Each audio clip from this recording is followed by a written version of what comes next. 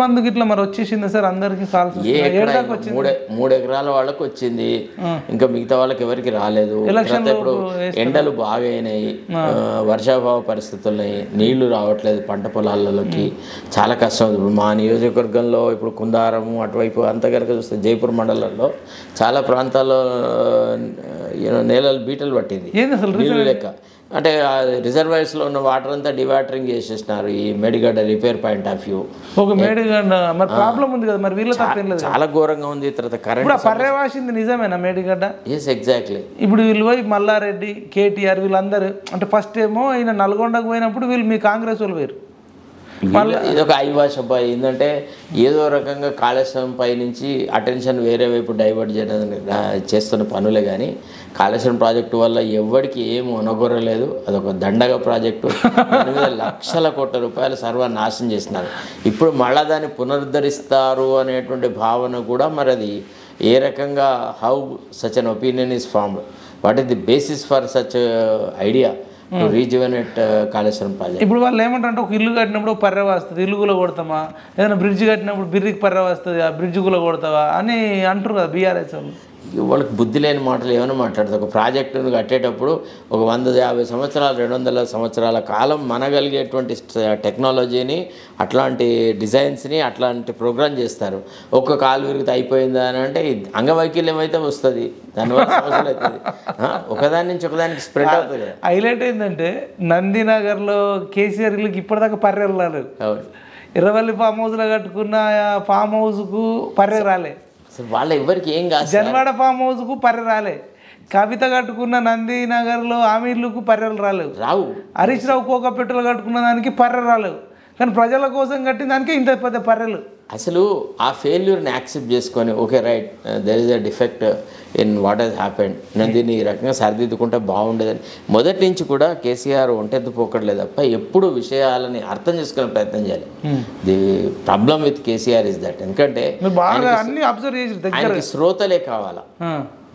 ఆయన చెప్పిందంతా మనం నిల విద్యావంశల వాద్యగోష్ఠి రేడియో ఆన్ చేయగానే అది వస్తుంది, మనం దాన్ని వినాలి అంతే. రేడియోకి మనం ఏం చెప్తాం, మాకు సంగీతం నచ్చలేదు చెప్పలేం కదా, వన్ సైడ్ కమ్యూనికేషన్ అంతే, దట్స్ ఆల్. కాబట్టి ఆ రకమైన ఆలోచనలు చేసినాడు.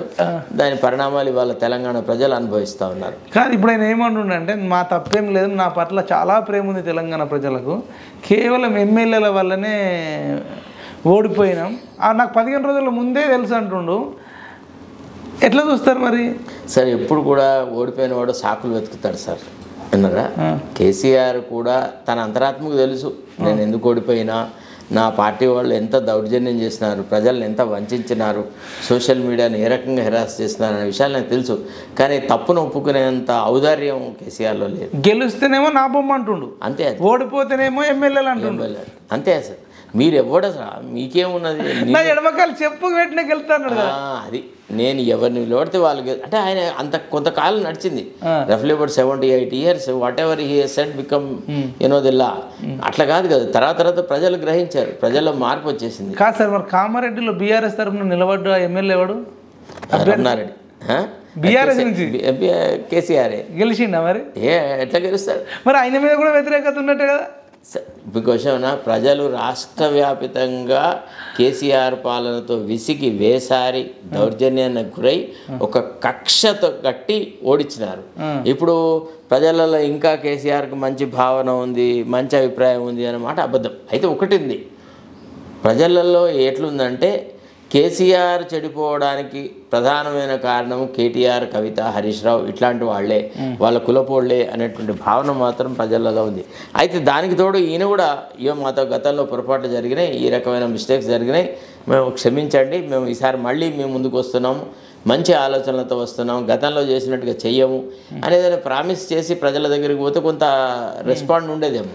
అంతేగాని ప్రజలే మూర్ఖులు, మాకు అసలు ఓటు వేయలేదు, ఇప్పుడు అర్థం చేసుకున్నారు అనే మాట అది రాజకీయాలలో. మళ్ళీ ఇంకోటి సార్, ఎమ్మెల్యేల మీద వ్యతిరేకత ఉండి ఓడిపోయినామని చెప్పిండు. వ్యతిరేకత అంటే వాళ్ళు దుర్మార్గులు, ఇసుక దొంగతనం చేసిన వాళ్ళు. సార్ ఒక విషయం అన్న, ఒక 20 మంది ఎమ్మెల్యేలు తప్ప, అంటే ఎవరైతే కేసీఆర్ స్థానాలలో ఎప్పుడు కేసీఆర్ క్యారిడార్లలో ప్రగతి భవన్లో తిరుక్కుంటూ ఆయన ఫామ్ హౌస్ అయితే ఫామ్ హౌస్ పోయి కలిసేవాళ్ళు తప్ప వాళ్ళతోనే పార్టీ సర్వనాశనమైంది. వాళ్ళనే మళ్ళా అందలాలెక్కించాలన్న ప్రయత్నం చేస్తున్నారు. అదే సార్, నేను పాయింట్కి వస్తున్నా. ఇప్పుడు ఎమ్మెల్యేల మీద వ్యతిరేకతను ఓడిపోయినాడు. ఎమ్మెల్యేల మీద వ్యతిరేకత ఎందుకు వచ్చింది? ఇసుక దొంగతనం, కరెక్ట్. లోకల్ ఉండే అపోజిషన్ పార్టీ వాళ్ళ మీద అక్రమ కేసులు పెట్టియడం, పోలీస్ యంత్రాంగాన్ని టోటల్గా దుర్వినియోగం చేసుకోవడం, అడ్డొచ్చినవని కొట్టడం, చంపడం, హింస, భూములు కబ్జాలు. ఇక మీ చెన్నూరు చెరువులు అయితే మీ బాలకాసుమని చెరువులను ఇల్లు కట్టి అందులో కరప్షన్. ఇప్పుడు ఈ దళిత బంధు విషయంలో కానీ తర్వాత ఆయననే చెప్పింది 30% కమిషన్ తీసుకున్నారు మా వాళ్ళని. 2 బెడ్రూమ్ స్కీమ్స్ లో కానీ ఇట్లాంటి వాటిల్లో జరిగిన చాలా. నేను ఇప్పుడు అది ఎందుకు చెప్పుకొస్తున్నంటే, మళ్ళీ అదే దుర్మార్గులను, అదే అవినీతి పరులను, అదే అరాచకం చేసిన వాళ్ళని మళ్ళా ఇప్పుడు కూడా పక్కకు పెట్టుకొని తిప్పుకుంటున్నాడు. అదే బాలకాసుమన్ను, అదే గాదర్ కిషోర్ను, అదే రసమ్మయ్యని, అదే ఇంకా మిగతా. అంటే ఒక విషయం ఆయన మారడు. ఇప్పుడు నువ్వే చెడ్డోళ్ళు అంటున్నావు, మళ్ళీ వాళ్ళని తీసుకొని బాలకాసుమని రెచ్చిపో అని చెప్తాను కొట్టుపో, ఈయన చెప్తాను కొట్టుపో అని చెప్పి బాగా రెచ్చగొడుతున్నావు. అంటే నన్ను కాదు సార్, నేను అనేది ఏంటంటే నాలుకకు చేతలకు, అంటే మాటకు చేతలకు పొంతన లేదనిపిస్తుంది. కరెక్ట్. ఇప్పుడు దాదాపుగా ఇది గమనిస్తురా మరి అందరూ? ఎందుకంటే ప్రజలు చాలా జాగ్రత్త పోయినారు ఇలాంటి వాళ్ళ మీడియా వల్ల. ప్రజలు ఈనాడు ప్రతి ఇంటర్వ్యూ విన్నారు. మేము ఇప్పుడు ఎక్కడికైనా బయటికి వెళ్తే, సార్ మీరు మైపాల్తో ఇచ్చిన ఇంటర్వ్యూ సూపర్ ఉంది సార్, రఘుతో మాట్లాడింది బాగుంది సార్, అట్లా ఇట్లా రకరకాలుగా చెప్తుంటారు. అంటే ప్రజలు అన్ని విషయాలు గ్రహిస్తారు. అయితే ప్రజలు రియాక్ట్ అవ్వడానికి ఓన్లీ ఓటింగ్ అప్పుడు మాత్రమే గుద్దుడే గుద్దుతారు అనమాట. ఇప్పుడు కేసీఆర్ కూడా ఊహించినాడు ఇంత పెద్ద షాక్ జరుగుతుందని. ప్రజలలో ఒక రకమైన ఏహ్య భావన వచ్చేసి కొట్టేస్తారు. అంటే ఇప్పుడు 15 రోజుల ముందు నాకు తెలుసు అన్నాడు, అది అబద్ధమా? ఇదేనే ఎలక్షన్ ముందు ఏమన్నాడు తెలుసా? 100 గెలుస్తున్నాం రాసి కొట్టుకోండి. రేవంత్ రెడ్డి గెలవడు అన్నాడు. వాళ్ళకి 20 సీట్లు వస్తే ఎక్కువ, మొత్తం 100 సీట్లు వస్తాయి. ఇదివరకు ఎన్నిసార్లు పెట్టుకోలేదు మంత్రివర్గం ఫలానా రోజున అది ఇది అని. అంటే ఓడిపోతారని తెలిసే ప్రజలను మభ్య పెట్టడానికి ట్రై చేసినాడు. అంటే న్యూట్రల్ గా ఉండే వాళ్ళని ఎవరైనా బ్యాలెన్స్ చేద్దామా, వాళ్ళు మోసపూరితం. కానీ అదొక మైండ్ గేమ్ ఆడబోయినాడు, కానీ అది అటర్ ఫ్లాప్ అయింది. ప్రజలు ఇంకా ఎక్కువగా ఈర్ష్యతోని బీఆర్ఎస్ ఓడించినారు. ఇంకొకటి రీసెంట్గా ఈరోజు అన్నాడు సార్, ఈ 6 నెలల కంటే ఎక్కువ ఉండదు గవర్నమెంట్ అంటున్నాడు. అంటే దాని అర్థమైంది అన్నట్టు. ఇక అది మరి అది ఆయనే చెప్పాలి. 6 నెలలు అంటే ఇప్పుడు మరి అంటే ఈయన బీజేపీతో కుమ్మక్కై మళ్ళీ కాంగ్రెస్లో ఉన్న కొద్దిమంది ఎమ్మెల్యేలను తీసుకొని మరి అట్లాంటివి చేస్తాడా? మరి మా కేసీఆర్ అయితే అంత సైలెంట్గా ఉండే రకం కాదు సార్. ఒక్కటి అది ఇంతకుముందు ఆయనగా ఉన్న పార్టీలో కూడా ఇట్లనే జరిగింది. ఎన్టీ రామారావు కాదని ఈయన ఫస్ట్ చంద్రబాబు నాయుడుతో కలిసి నాదెళ్ల భాస్కర్ రావు రావడము, ఆ తర్వాత చంద్రబాబు నాయుడు, దాన్ని ప్రజలు ఏ రకంగా తీసుకున్నారు? అంత ఈజీగా తీసుకోలేదు కదా. ఇప్పుడు కూడా ఈయన చేసే స్టెప్స్ని ఎవరు యాక్సెప్ట్ చేస్తారు? ప్రజలు తప్పకుండా కూడా పాట చెప్తారు, అన్ని గమనిస్తారు అంటారు అంతే.